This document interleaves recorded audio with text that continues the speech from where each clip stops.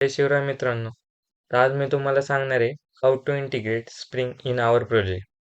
तर स्प्रिंगला आपल्या प्रोजेक्टमध्ये कसं ॲड करायचं. तर खूप सिंपल स्टेप्स आहेत.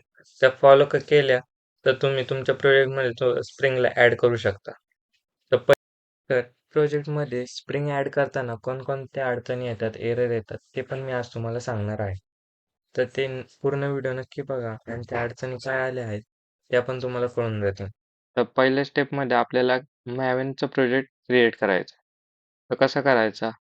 Open Eclipse and then go to file, click on new, then other and search here Maven project.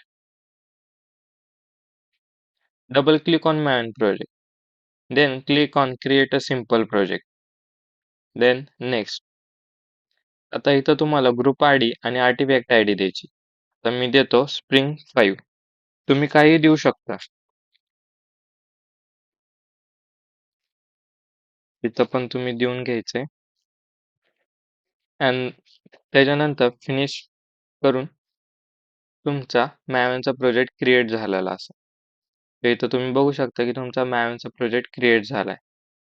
जर का तुमचा मॅवेनचा प्रोजेक्ट क्रिएट नसेल होत, तर प्रोजेक्टवर जावा, अपडेट मॅवेन प्रोजेक्ट. इथंच तुम्ही जो आत्ता प्रोजेक्ट क्रिएट केलाय त्याला क्लिक करून post update and snapshot release आणि ओके करा. त्यांनी जो काही एरर असेल तो तुमचा जाईल. तर आपली दुसरी स्टेप म्हणजे आपल्याला लागणे फॉर्म डॉट एक्झएमएल फाईल. तर इथे बघा फॉर्म डॉट एक्झएमएल फाईल आहे. फॉर्म डॉट एक्झएमएल फाईलवर क्लिक करा. तर आता आपल्याला तिसरी स्टेप आहे की डिपेंडन्सी ॲड करायची. तर ती कोणती ते मी तुम्हाला सांगतो. गुगलला जावा आणि सर्च करा मॅवेन रिपॉझिटरी. मॅवेन रिपॉझिटरी. पहिल्या वेबसाईटवर क्लिक करा. इथं आल्यावर तुम्ही सर्च करा स्प्रिंग कॉन्टेक्स्ट.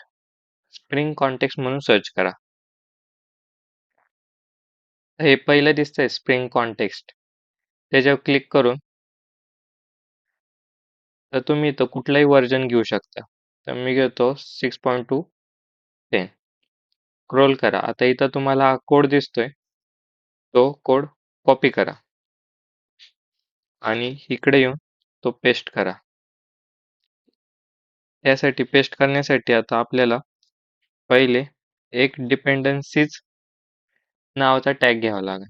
डिपेंडन्सीज नावाचा टॅग घ्या आणि ह्याच्या आत तो पेस्ट करा. तर इथं तुम्ही बघू शकता. सेव्ह करा.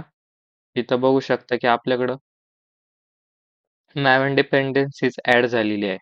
फॉर्म डॉट एक्झएमएल फाईलमध्ये मॅवेन डिपेंडन्सीज ॲड झाली. त्या मॅवेन डिपेंडन्सीवर क्लिक केल्यावर तुम्हाला इथं खूप साऱ्या जार फाईल ॲड झालेले भेटतील. तर हे आपल्याला लागणार आहेत. चौथी स्टेप म्हणजे आपल्याला एक एक्झएमएल फाईल तयार करायची. तर त्यासाठी क्रिएट एसआरसी मेन जावा.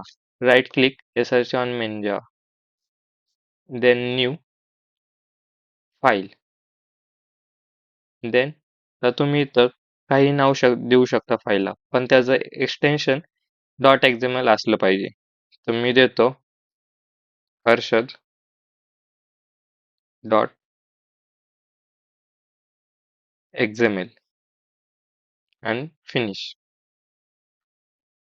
तर जेव्हा तुम्ही एक्झएमएल फाईल तयार करताल तर तेव्हा तुम्हाला हे असं काहीतरी इंटरफेस दिसून येईल. तर असं काय इंटरफेस आलं तर घाबरून न जाता खाली बघा, खाली सोर्सवर जावा. सोर्सवर जावा आणि आता इथे आपल्याला एक्झएमएल कॉन्फिगरेशन ॲड करायचं आहे. तर ते एक्झएमएल कॉन्फिगरेशन कसं ॲड करायचं ते मी स्टेप बाय स्टेप तुम्हाला सांगतो. कारण की आता इथं खूप सारे एरर येऊ शकतात. आणि जर का तुम्हाला इथं फॉर्म डॉट एक्झएमएल मध्ये इथे जर का एरर येत असेल इथं स्टार्टिंगला पहिल्या लाईनमध्ये एरर येत असेल तर विंडोला जावा, प्रेफरन्सेसला जावा, मॅवेनमध्ये जावा आणि इथं मी जे टिक मार्क केलेले आहेत ते टिक मार्क करा आणि अप्लाय आणि क्लोज करा. तरी पण जर का हे येत असेल एरर येत असेल तर प्रोजेक्टला जावा, अपडेट मॅवेन प्रोजेक्ट आणि इथं सगळ्या याच्यावर क्लिक करून इथं स्प्रिंग फाईलला क्लिक करून ओके करा. तुमचा एरर निघून जाईल. तर आता आपल्याला XML फाईल ऍड करायची. तर XML फाईल ऍड करण्यासाठी गुगलला जावा. गुगलला जावा आणि सर्च करा स्प्रिंग XML कॉन्फिगरेशन.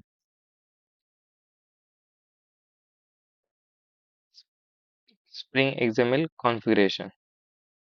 पहिली जी वेबसाईट येईल त्याच्यावर क्लिक करा. तर इथं जो हा कोड आहे तो आपल्याला पेस्ट करायचा आहे. तर हा कोड कॉपी करून घ्या.